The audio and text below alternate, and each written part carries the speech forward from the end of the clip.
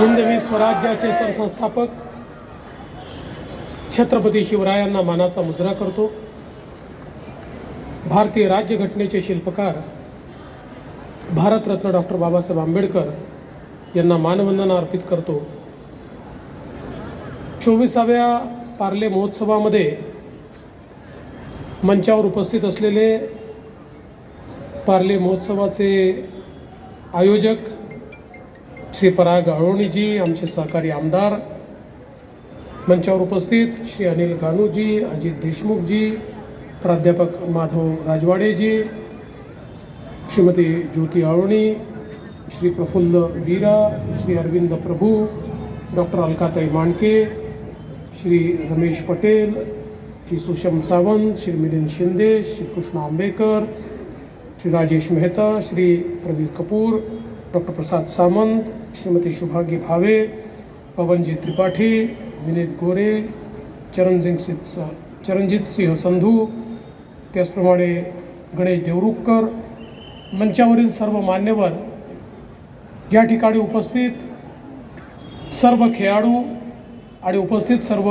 नागरिक भगिनी आणि बंधूंनो, मला अतिशय आनंद आहे की मी पुन्हा एकदा पार्ले महोत्सवामध्ये आलो। मी मागच्या वेळेस सांगितलं होतं पार्ले महोत्सवामध्ये की मी पुन्हा येईन, पण मलाही तेव्हा माहिती नव्हतं की पुन्हा असा येणार आहे। पण पार्ल्याच्याही लोकांनी आणि महाराष्ट्रातल्या लोकांनी परागला, आम्हाला सगळ्यांना असा आशीर्वाद दिला की आम्ही आलो तर आलो, छप्पर फाळके आलो।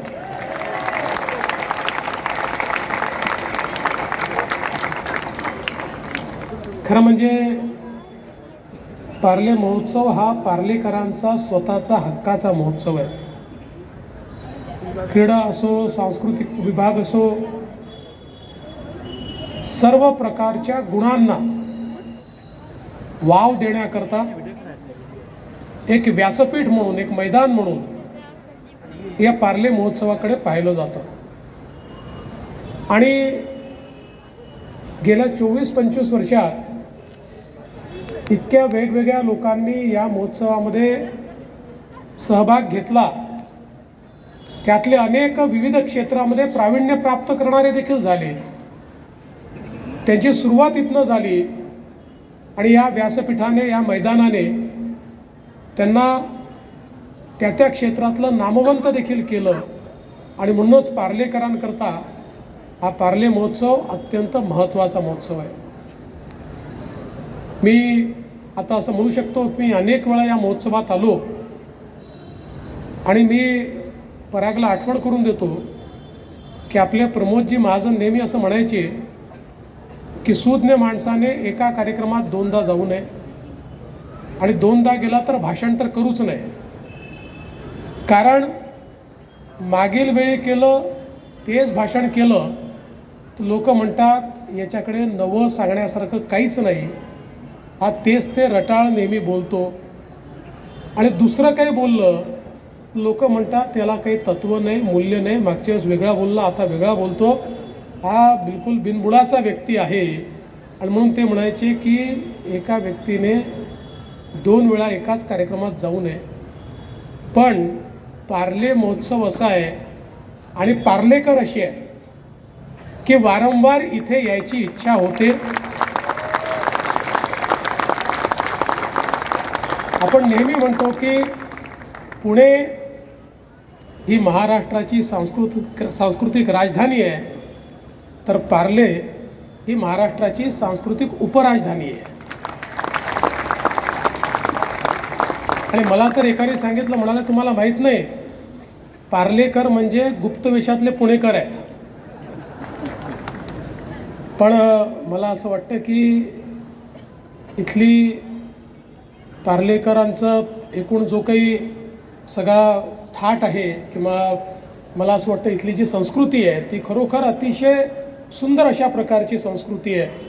आधुनिकता येत असताना पार्लेकरांनी सर्व आपल्या परंपरा जपलेल्या आहेत। आणि म्हणून सांस्कृतिक क्षेत्र असो, खेळाचं क्षेत्र असो, खाद्य संस्कृती असो, नाट्य संस्कृती असो, विचारवंत असो, एक प्रकारे सगळ्या प्रकारच्या नररत्नांची खाण म्हणून पार्ल्याकडे आपण बघतो आणि हे जे पार्लेकरांनी टिकवून ठेवलेलं आहे हे अत्यंत महत्त्वाचं आहे. आणि अशा गोष्टी जर टिकवायच्या असतील तर पार्ले महोत्सवांसारखे महोत्सव हे व्यासपीठ असतं ज्याच्यामध्ये एक पिढी दुसऱ्या पिढीकडे आपला संस्कार, आपली संस्कृती, आपला विचार, आपलं कौशल्य हे सोपत जाते आणि ही अखंड अशा प्रकारची परंपरा या ठिकाणी सुरू राहते.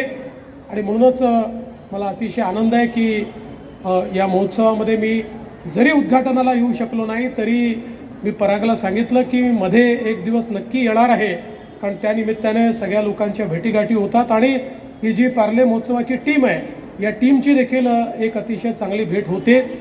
आता पुढचं वर्ष 25वे आहे, रौप्य महोत्सवी वर्ष पुढील वर्षी आपण साजरं करणार आहात.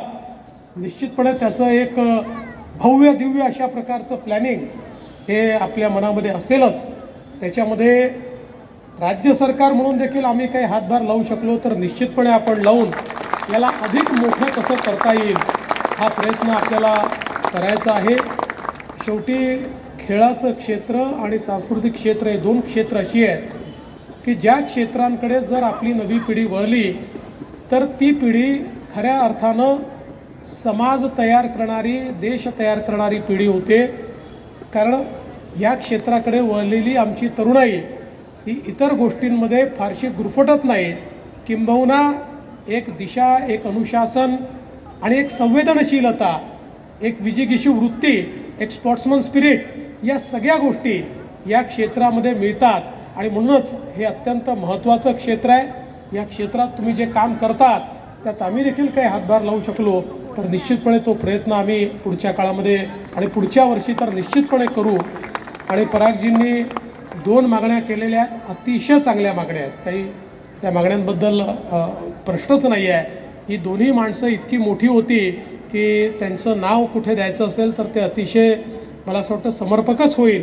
केवळ मी घोषणा याकरता करत नाही की एकदा नियम सगळे बघून घेतो आणि नसेल तर नियम बदलता येत असं नाही आहे, पण शेवटी तुम्हाला माझा स्वभाव माहिती आहे, एकदा घोषणा केली की ते झालंच पाहिजे.